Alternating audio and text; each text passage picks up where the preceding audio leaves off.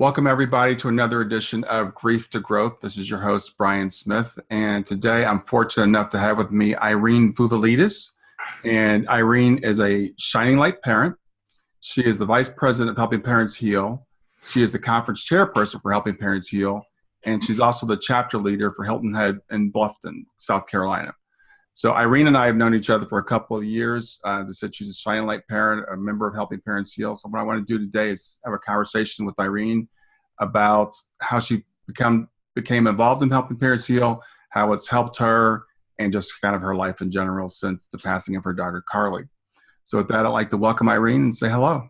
Hey, thanks for having me, Brian. What an honor to be on your show. This is wonderful. Yeah, it's really great having you. So I've known you for, I guess, a couple of years now. We've crossed paths in several different places through several different people. It's kind of a lot of us Helping Parents Heal members have.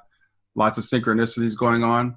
So what I'd like to start off is just tell us your story about how you got started with Helping Parents Heal and tell us about Carly. Sure. My only child, my daughter, Carly Elizabeth Hughes, transitioned on February 17th, 2013. Carly was diagnosed with a horrific, not that there's any cancer that you would want to be diagnosed with, but with esophageal gastric cancer, which is unheard of in a 23-year-old. And since becoming involved with Helping Parents Heal, I've met 3 other parents whose 24-year-old children have all passed from the same illness, which is really crazy. She was a Boston College graduate, math major, education major, brilliant, beautiful, full of energy, full of life. And Brian, from the moment she was born, and I just always had the feeling that she wasn't going to be mine for a long period of time. And at the time, her father said, that's ridiculous. It's first-time mother, only child. And that gnawing feeling just was with me forever. And when she went off to college, we would talk multiple times a day. We were very, very close. And I remember at her college graduation, Tony is my husband, Carly's stepdad. I turned to Tony at graduation, and I said, all those years I worried about her.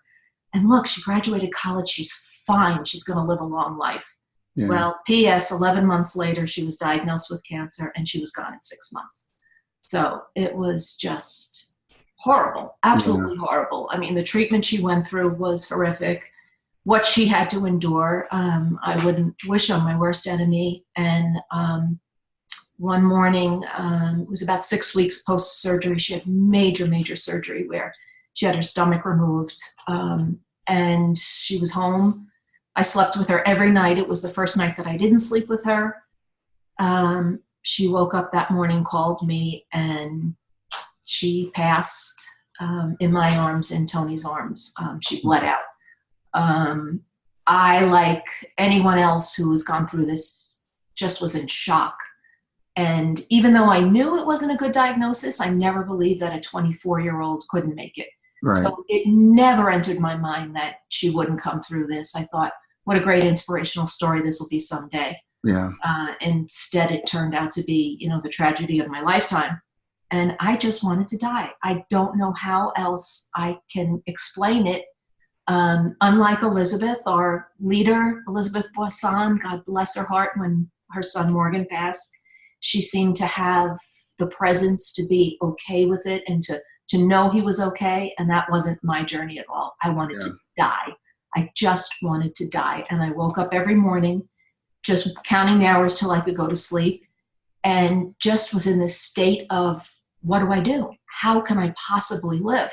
And my mantra became, Tony can't be twice widowed. Tony's first wife passed from pancreatic cancer. So that's literally what kept me on this earth, and I did not know what to do. So I just decided that all that love and that wonderful relationship I had, it couldn't have disappeared. It had to go somewhere. She had to be somewhere. Yeah. So I just started searching the internet and researching about the afterlife, like so many parents do. So did you have any belief in the afterlife before this? I did. I read Raymond Moody's books when they first came out in the 70s, even though I was a teenager. I consider myself a lapsed Catholic. As soon as my older sister Judy got her driver's license. It's the last time we ever went to Mass.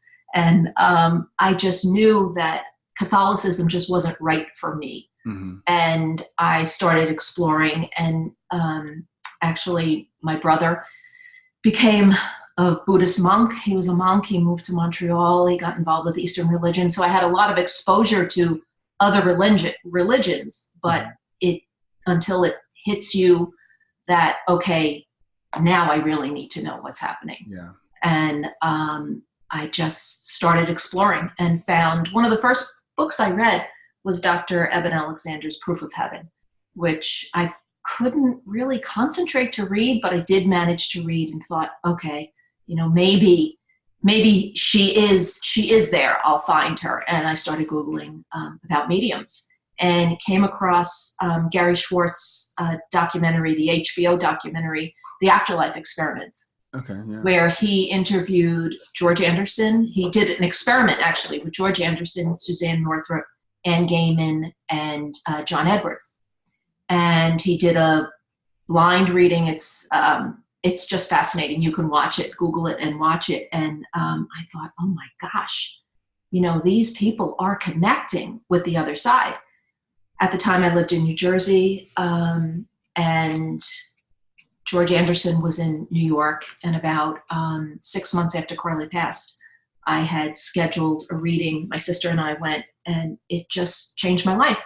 It changed everything. I mean, within a few minutes, and I did all the things they say that you do. You don't give your name, and you pay for it under something else, and it was under my sister, and there was just no way he could have known the things that he knew. And within 5 minutes, he looked at me and well, first I had set the intention, which I had read about, that I just wanted to know that Carly was okay and she wasn't frightened when she passed because it was so sudden and unexpected.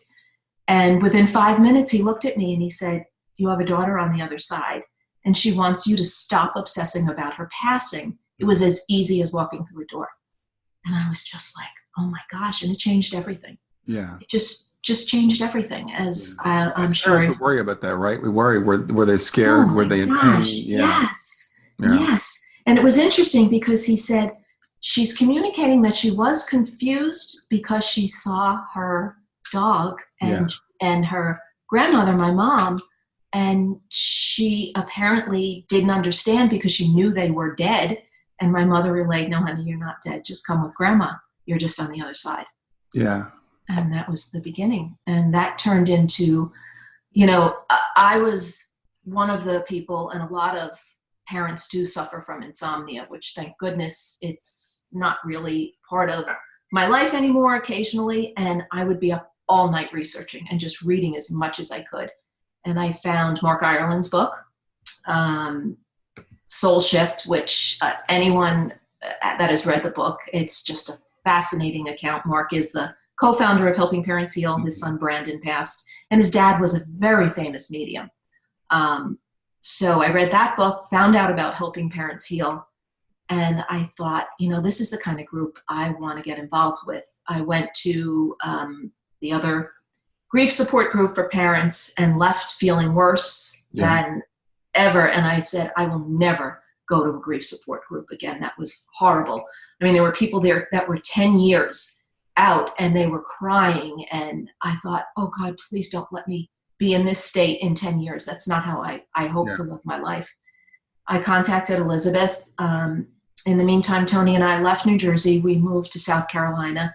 I needed to get away from everything that I associated with her illness and her passing. And we just wanted to, Tony was going to retire. I didn't want to work anymore, and we couldn't afford to stay in New Jersey. I would have to continue to work. But if we moved to South Carolina, I could no longer have to work, which was just a wonderful blessing. And I reached out to Elizabeth, and for about 6 months talked to her and said, maybe I could start a group. Oh, I don't know if I can do it. Well, maybe. And she was encouraging and just said, of course you can do it, And here I was in a city, a town where I knew no one. We had friends that we moved with, our neighbors and good friends. But other than that, I didn't know anyone. And I just thought, okay, I'm going to do this. And I contacted a local paper.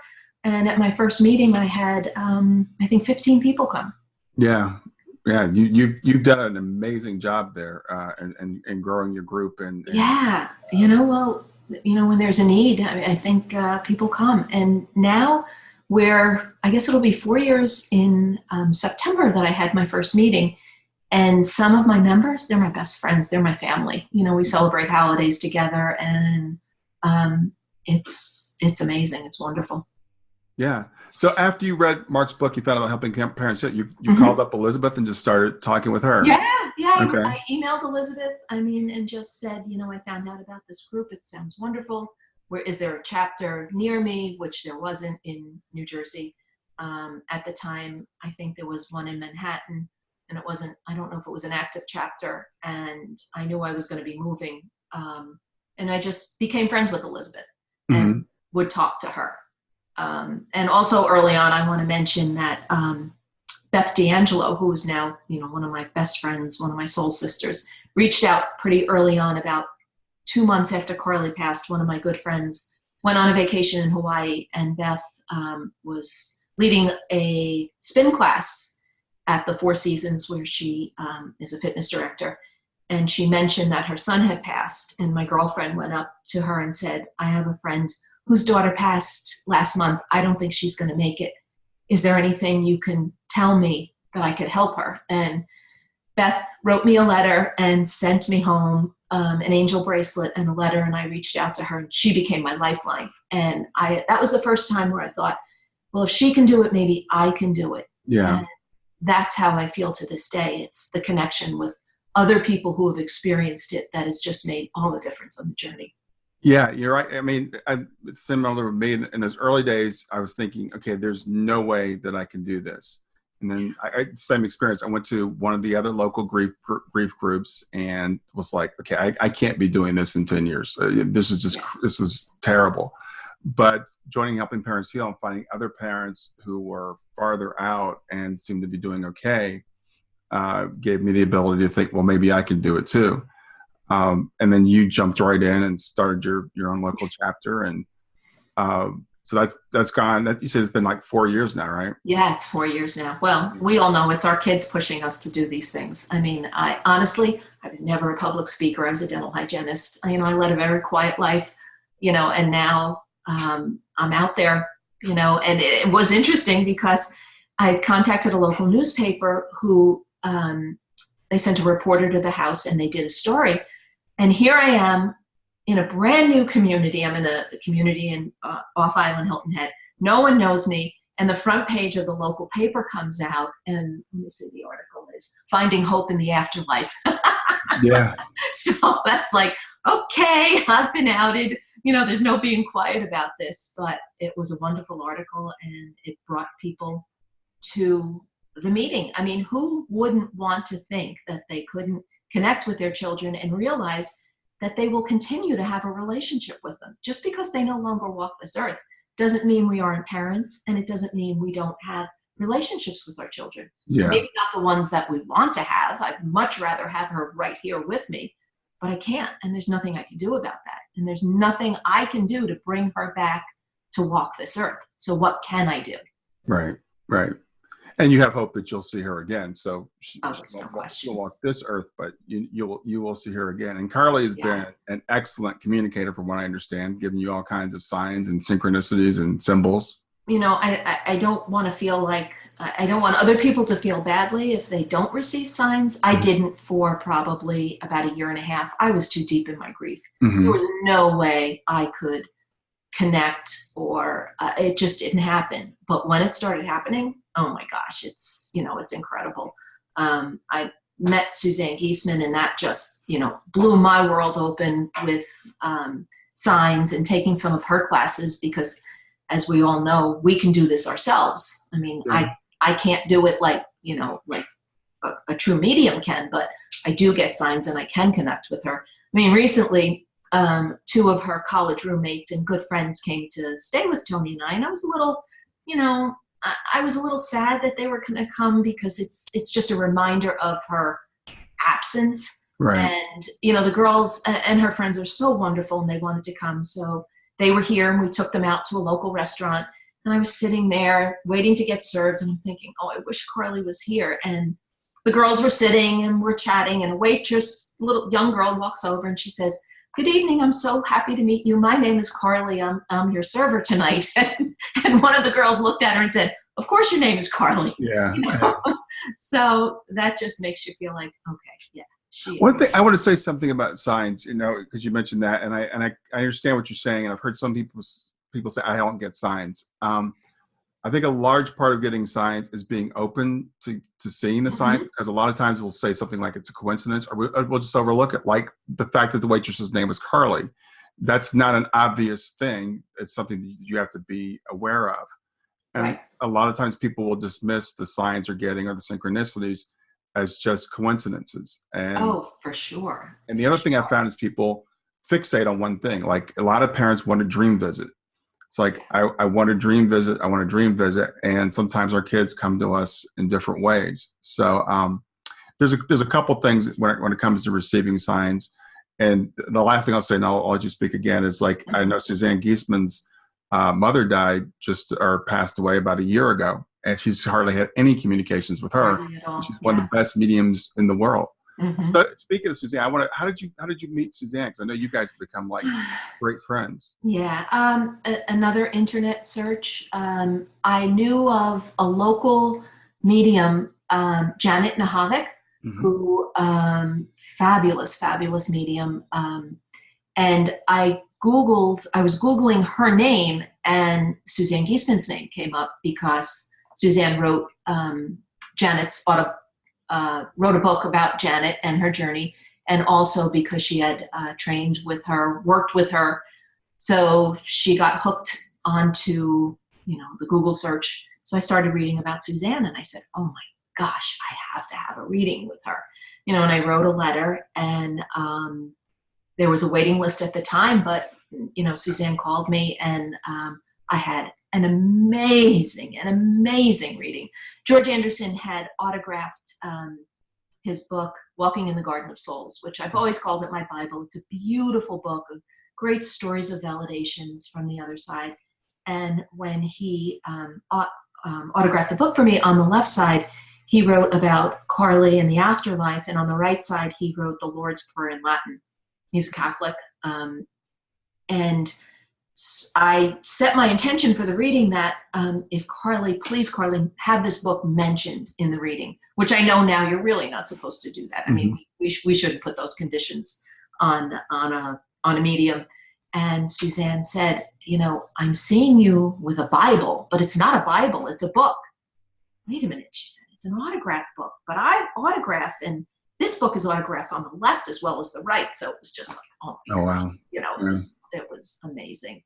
And we just, we've become friends, and just fortunate to have her in my life. She's incredible. It's just amazing to be around her. I found Jake Samayedny also. Jake is your friend as well, an internet search, and we've become friends. We were building the house in South Carolina, living in a rental house. My dad was with us. I had a reading with Jake, and he had, I guess we spoke after, and he said he was driving to Florida to go visit his mom. And I said, well, come stay with me. So that night at dinner, I told my husband and my dad that a stranger, someone that connects with people on the other side, is going to come stay with us. And it turned out Tony was on the fence. And when Jake stayed with us that weekend, he asked to speak to Tony, and he connected Tony with Gail, his wife, in the spirit world. And he came down the steps after the reading crying, and he said, I'm a believer, I'm in. Yeah. So, and the way all these things happen, we talk about we know a lot of the same people, but the way that we've all met is just, it seems to be preordained. I mean, I don't see how you could say it's coincidental. There is no question about it. My wife, Tawana, read Suzanne's book and said, if she ever comes anywhere close, I want to go, see Suzanne. Well, she was doing an event in Florida. We live in Ohio. It's not close. So she said, she's doing an event in Florida. I want to go to this event. But it happened, we had met Mark Pitstick, and she was doing it with Mark. And we came to that event, and that's where I met you. That's where I met you. Yeah. And, just so all these things are just, it's crazy how interconnected it is. And you said, I think our kids are orchestrating it. Oh, there's no question. And Suzanne after Beth helped me so much, I said, I want to be able to someday do that for other parents. Right. And Suzanne had done a reading for both Tracy Susie, your good friend, my good friend, online, helping parents heal. And she asked me to call Tracy. And it was very soon after Eamon passed, and Tracy was in a very bad way, just like I was. And we talked almost daily for a long period of time. And then Suzanne called me and asked me to call Beth West, also another online leader for the Facebook Helping Parents Heal group. And when I spoke to Beth, Beth was very quiet, and she talked a little bit about Tyler, not a whole lot. And she said to me, would you tell me your story? I don't really know. And I said, well, my daughter Carly passed. And she gasped. And I said, Beth, what is it? She said, I had a dream visit from Tyler 2 weeks ago, and he was driving with a beautiful young woman with long blonde hair. She was driving a blue convertible. Mm-hmm. And she said, I asked Tyler, who are you with? And he said, this is my friend Carly. Oh, wow. And I had a blue convertible, and Carly loved that car. She drove it all the time. And when she was in college, she wanted to take my car to school. She thought it would be great to pick up guys in a blue convertible. What did I need a convertible for? So, but that's how I met Beth. I mean, that is just crazy. Yeah. And I want to say, Irene, we were talking beforehand, I want people to understand. I think sometimes I hear these stories and they think like we're special people, or this stuff only happens to certain people. But I have talked to, and you have too, to so many people now, so many parents, and we all have these stories of these events. And the other thing is, I have a relative whose son passed away exactly a year ago today. And she was saying that, she doesn't feel strong, and people were like, praying for strength for her. And the strength is already within us. I think people look at someone like yourself and say, well, Irene must be an extraordinary. Here's Linus. and of course you are, but we all are. We all have that strength that we just need to figure out how to tap into. And sometimes we need someone to kind of just help us when we are feeling weak. Yeah. And, Brian, I did a lot of work. I was under psychiatric care. Well, not psychiatric care. I saw a psychiatrist for a full year after Carly passed. Your voice just dropped a little bit. Oh, sorry. Is that better? Yeah, your microphone must have moved. Let's try it again. Okay. How's that? Is that better? It's still a little low. I'm not sure what happened. Huh. I don't know. Let me check. Let me pause the recording. Sure. All right, so we're back. So you said you were under psychiatric care for, you said about a year? Yeah, honestly, the insomnia had gotten so bad that it was a full 7, 8, or 9 days, I don't remember, where I did not sleep. Mm-hmm. And finally, my physician said, you need to do something. I'll refer you to a psychiatrist who could prescribe meds. And, I think it would be a good idea for you if you spoke to someone. And I actually spoke to a wonderful woman who was a grief psychiatrist affiliated with Columbia University. And she helped me tremendously. We did a lot of work. And I also flew out to Gig Harbor, Washington. In fact, it's going to be in the newsletter. Rochelle Wright has a protocol called repair and reattachment therapy, where you combine EMDR with trauma work. And I think trauma is so underlooked at in grief. I think all of us that have watched our children pass have suffered from post-traumatic stress disorder of some form. Yeah.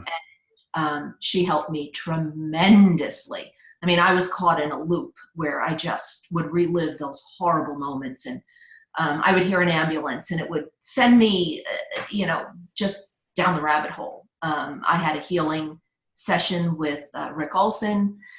Suzanne actually did a healing with me as well. So a lot of what I did, I really worked to get to a place where I feel that I found my strength. It wasn't just didn't just happen. I really worked on it. And healing, I feel, also happens when you do connect to other people and you hear their story, and you just, you know, I feel so connected, Brian. I've never felt this way before. I mean, I felt like I led a very quiet life, loved my family, but now I feel like I'm plugged in. You know, I am just plugged into the universe and so open to everything, and helping parents heal, the people that I've met. I mean, it's just amazing. It really is. And I feel like I'm not leading a life of service, but I spend a good portion of my day trying to help other people. I probably I know you, Irene. You are leading a life of service. I know how hard you work. Yeah, I talk to parents probably 4 or 5 people a week, and I'll connect them to other people. And the Caring Listeners has taken up a big piece of that I don't have to spend as much time, and Elizabeth doesn't have to spend much time, and Tracy spends a tremendous amount of time also. Just letting people know that we've been there. If we can do it, you can do it. It's not going to be easy. It's the worst possible thing. But then again, it is the worst possible thing. So, you lose your fear of death. Yeah. Not me. Yeah. I mean, I hope, and I think I've learned now from all my reading that we're pulled out of our bodies if we're in a situation that's a horrific death, if we want to call it. So we're not there. So I don't fear that anymore. I look forward to it, but I'm happy to continue to live my life. Yeah. But I don't fear the day when I close my eyes and open them on the other side. Yeah. Let's talk about the Caring Listeners for a second, because people might not know what you're referencing. Helping Parents Heal has, in fact, I believe you're one of the Caring Listeners. I am. A group of parents who you can reach out to and just tell them, talk to them. And it's a group of parents that have gone through exactly what you have gone through. And we're kind of on the other side of the worst of it, maybe. And we can just, try to help. And I think it's a tremendous asset for helping parents heal. I don't know how many people do contact you, but I think it's a very active group. It is a very active group. Interestingly enough, not a lot of people contact me. I think maybe because I'm a male, and a lot of the fathers, unfortunately, that go through this kind of shut down and don't really participate. So we're working on things with Helping Parents Heal. We have a group called Helping Fathers Heal now that Mike Edwards is leading. That's fairly active, but still, very small. Yeah. But I think, going back to what you said earlier about you getting help, there's normal grief and then there's complicated grief. And so I think for most people and most grief, we kind of get through it on our own. A grandparent dies, something like that. When a child dies, I would say the majority of the time you're in what's called complicated grief, because it's something that's out of order. As you said, there's going to be some level of trauma no matter how they pass, whether it's from an illness like Carly or like with Shayna, where we literally found her, one day and she was healthy one day, and then the next day we found her, not responsive. So there is going to be some level of trauma. So I want to say to people, if you do need professional help, definitely get professional help. And Helping Parents Heal can refer people. But sometimes what people need is just to talk to someone who understands. I went to a grief counselor right after Shayna passed, and I went 3 times. And I already had a belief in the afterlife because I had a big fear of death before Shayna passed. So I'd done a lot of studying. So when I sat down with him, I was just basically telling him what I believed the whole time. And after the 3rd time, he said, "I don't think you need to come back." And I said, "Yeah, I'll see if I need to see you again." But Helping Parents Heal was so much more healing for me, talking to people like yourself and like Elizabeth and people who had been through it, were further along than we were.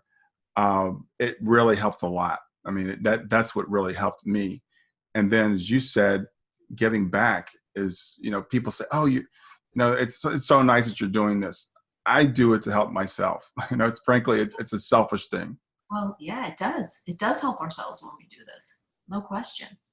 And I had, in the course of 7 years, I had gone through a horrible divorce. Now, maybe there isn't a good divorce. I don't know. My mom passed, Carly passed, and my dad passed. So it was just, it was a lot all at once. And I'm not afraid to, I'm not embarrassed to say I needed that professional help, and people should reach out if they need that. But, with Helping Parents Heal and the Facebook group, you can 24 hours a day find someone who's active on the Facebook site. I mean, if I have a sleepless night, I'll pop right on and join a conversation. Or I have, Ty's part of our Soul Sister group. There's 8 of us that text morning, noon, and night, and we're in different time zones, so there's always someone awake. Yeah. And again, it's that connection to someone else, knowing that you can reach out. I'll have people reach out by text. I just having such a bad day. Are you free to speak?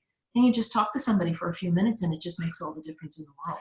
Yeah, let's talk about the Soul Sister group. This is an informal group that came out of the conference in 2018. Yes, it seems like it's been longer. It does feel like it's. Yeah, it's so we met up at the conference. We knew each other from before, but 8 of you started this group text that's been going since then. So it's been almost a year and a half now, I guess. Yeah. And as you said, it's pretty much 24/7 because my wife's phone is just constantly going off. Yeah, I have to shut my phone off now in the car because Tony and I can't figure out how to not have the text come through.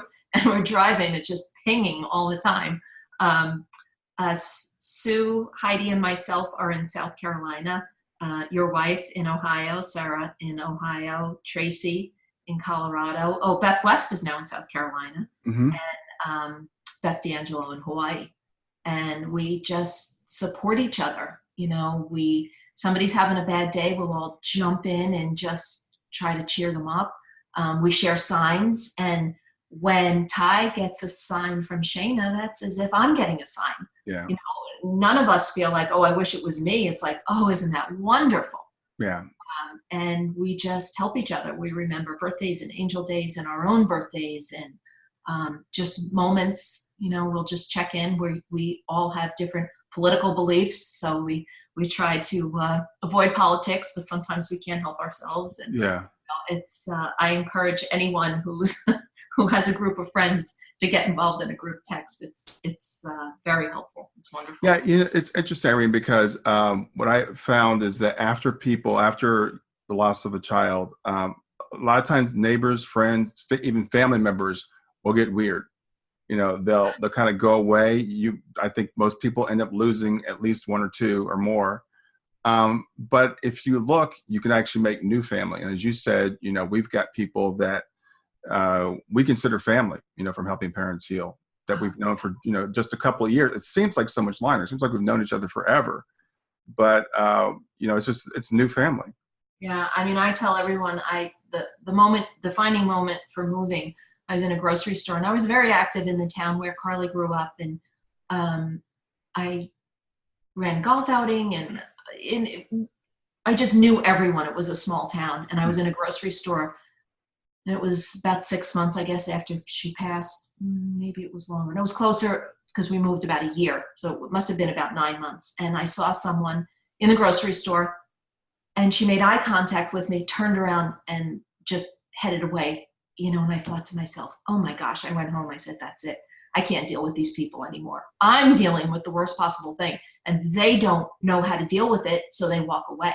Yeah. I mean, I have cousins. I'm so sad still about this, that I thought I was close to, never acknowledged Carly's passing, didn't come to her memorial service, and I still haven't heard from them this day. It's like people don't know what to say, so they think by saying nothing, it's better. Or it's not real to them if they don't say anything. Yeah. If you don't know what to say, I don't know what to say. Yeah, exactly. I don't know what to say is always acceptable. Yes, that's acceptable. I'm so sorry. Is there anything I can do for you? And there are those wonderful friends, but my friendships have changed. I mean, thank goodness my family's been very supportive, and that's just wonderful. But friends, oh my gosh, I have friendships now. I know in a moment's notice I could call any one of dozens of people, and they would be there for me, and I would be the same for them. Yeah. Well, when this happens, I mean, some people, it's different things. Some people don't know what to say, so they don't say anything, as you said. Some people don't want to be reminded, it makes them sad. They say, I don't want to make you sad, which is always really interesting. Like, we're not always thinking about our kids. Yeah. And there are people that seem to think it's like contagious. It's like, if they don't want to believe that a child can pass. And if a child did pass, you must have done something wrong, or, it's kind of like, I don't want to be around that person because they're bad luck. I mean, I can't really describe it, but, No, I know what you're saying. When I say their name, there's nothing we want more than for you to include our child in conversation.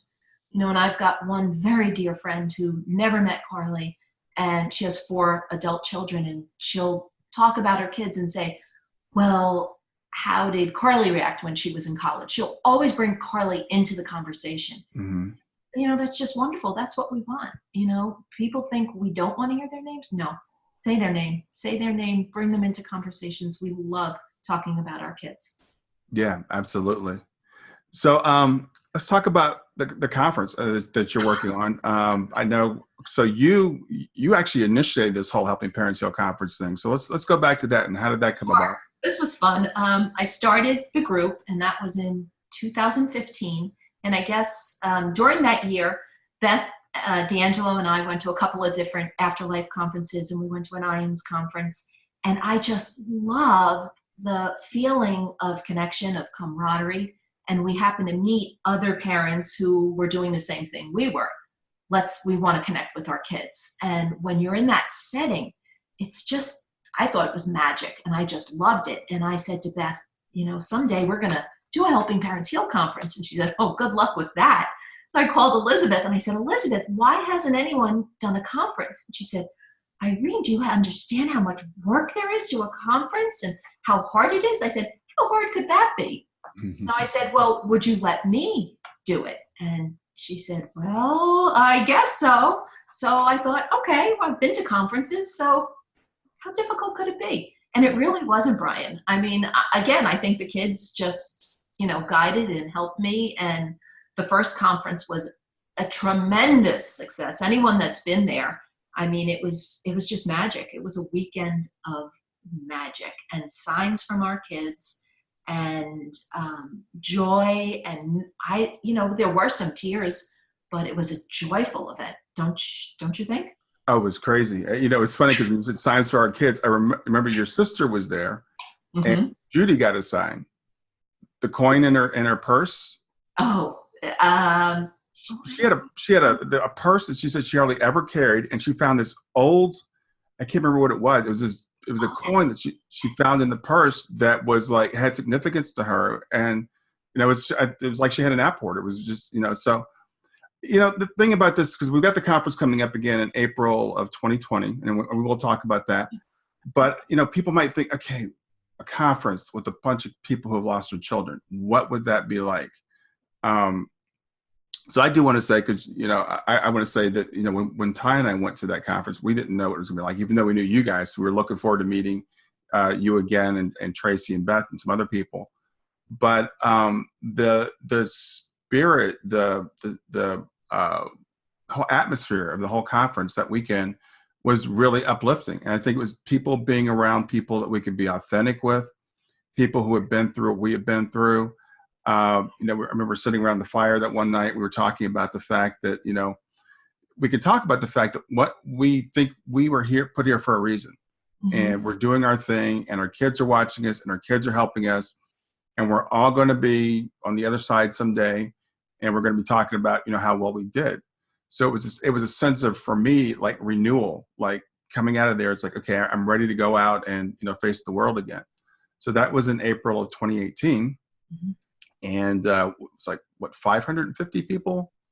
No, we actually had 450 register, I believe. Then we had some day passes. Okay. And then we had the speakers. What limited us at the conference was that we had a dinner and they could only banquet so many people. Yeah. So we had a waiting list. It sold out. Yeah. Yeah, we sold out, I think, 4 or 5 months before. Yeah. I didn't worry about the financial obligation. The hotel was wonderful. We had a first-time person who was in charge of an event, and she let us, we only had to sign a contract for 50 people, and then she let us keep signing in increments. So we didn't have we didn't have a budget. We don't have any money at Helping Parents Heal. We're a nonprofit. There was nothing. Yeah. So it just worked out perfectly. And story after story of parents, just signs from their kids. We had the beautiful video of all of our children set to music. And I helped arrange parents, some moms that shared rooms, so the expense was less. Mm-hmm. And these two women came to me, and they had shared a room. They had never met before. They met at the conference, and on the last day, they sat down to watch the video, which was of 400 children, I think, Mm-hmm. were in the video, and their two boys were right next to each other in the video. Yeah. And it was just story after story like that. But it's not just about, the afterlife and mediumship. It's healing. We had workshops on healing and on trauma and on just amazing, so many amazing workshops. And the next conference, I don't know how we're going to fit all the speakers into the time slots. We have so many people and so many big names that want to get involved and have heard about the conference and came to me and said, hey, we want to be a part of it. We heard about that conference. Yeah. So I think we're already at about 450 or 460 people registered, and we're going to have to unfortunately cut it off, I think, at 600, just because of the size of the hotel. Okay. So that's April. What are the dates again? April 16th to 19, 2020 in Charleston. I had something to do with, I said, all right, I live in South Carolina. Let's give a shout out to the East Coast and have it there, which Charleston is a beautiful city, and a lot of people are combining vacation with the conference. We are going to announce that in 2 years, we'll go back to Arizona. Okay.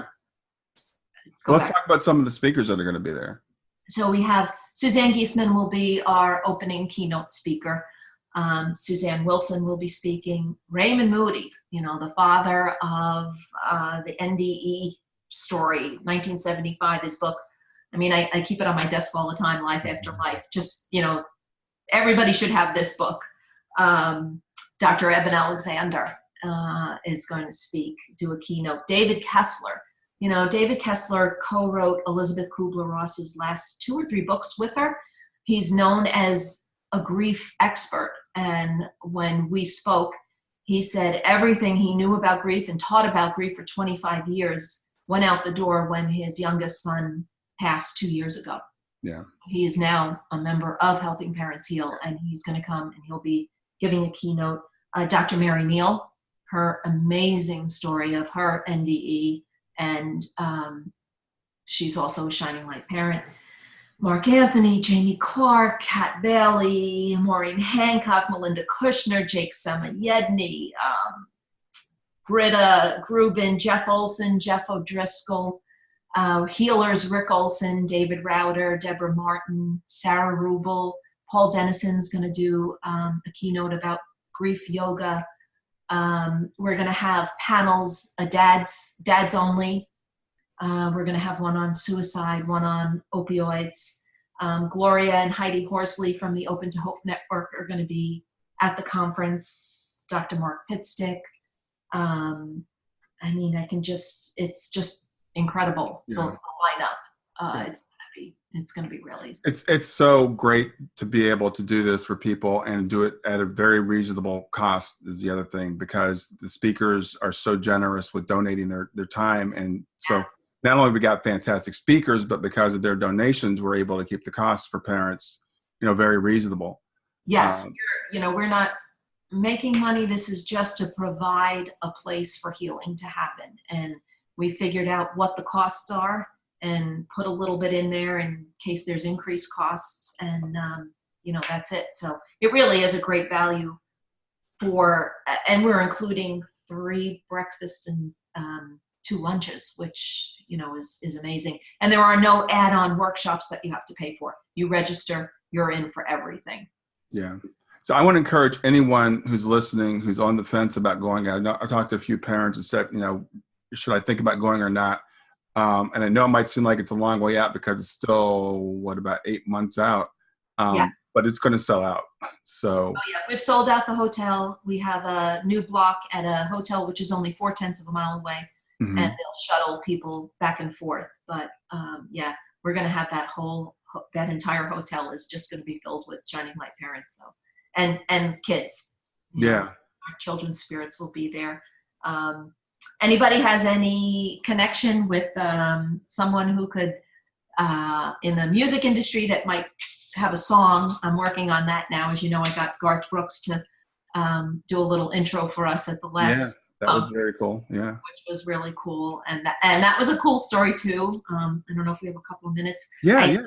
I had set my intention that I really wanted Garth Brooks to sing the Mhm. dance. It's just a beautiful song, and so many parents it's special to. So I started writing letters, and I had been writing letters to anyone and just going on Google search again to try to get to him, and nothing. And finally it was, I guess it was September, and the conference was April, and I said, okay, you got to give it up. Some things just don't work out. It's okay. Something else will come along. And the next, like a couple days later, our niece, Tony's niece in Colorado, called me up and she said, and Irene, you're not going to believe this. I'm going to a wedding in Nashville in January. I said, oh, that's great, Ariana. She said, guess whose house the wedding is at? I said, whose house? Garth Brooks and Trisha Yearwood. And I was like, what? I said, I have been writing to Garth Brooks and I can't get him. She said, oh, well, I'll give you his manager's email address. And that's all she did. She gave me the email address. Mm-hmm. I wrote this letter to Garth Brooks, and about a month later, I click on, go my email, and there's an email from Garth Brooks, and he wrote the welcome to our conference and allowed us to play his song, The Dance, and we played the slideshow. So Yeah. kids were right there. That's how things work out. That's how they work out. They just work out that way. So it's not working out quite the same. So if anyone out there has a connection to someone, I'd love to get Eric Clapton to do Tears. Oh, yeah. For us, but we'll see. If we don't, something else will come along. Yeah, it'll be great either way. You did a fantastic job with the first conference. I'm sure I know you're doing a great job with this one as well. So again, I want to encourage people to, if you're on the fence about going, don't be on the fence. It's definitely worth your while. And I know that weekend for a lot of people really gave them the boost that they needed.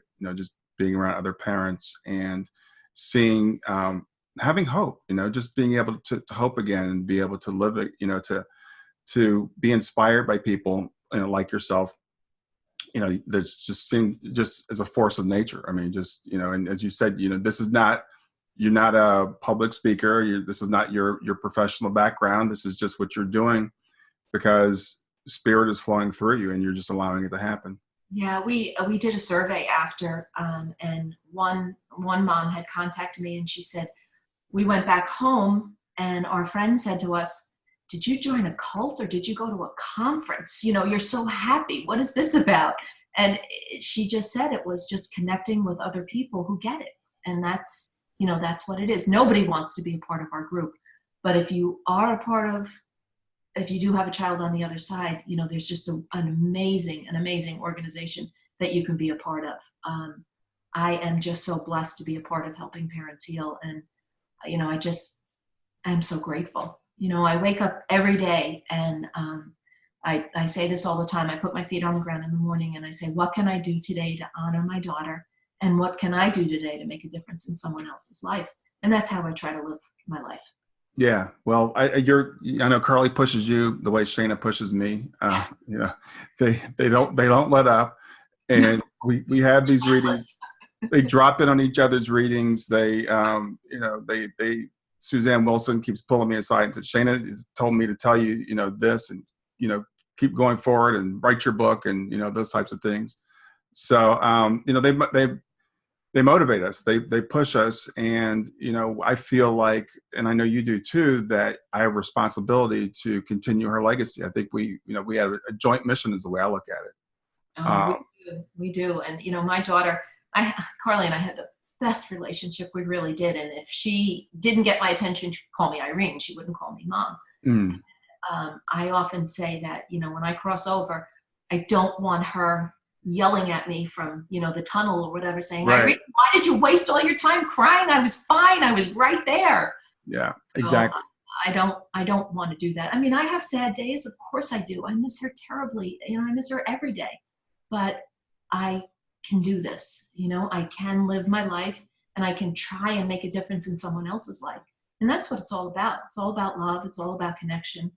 It's not about, what we amass or what we do or how much money we have. It's how much love do we have in our lives.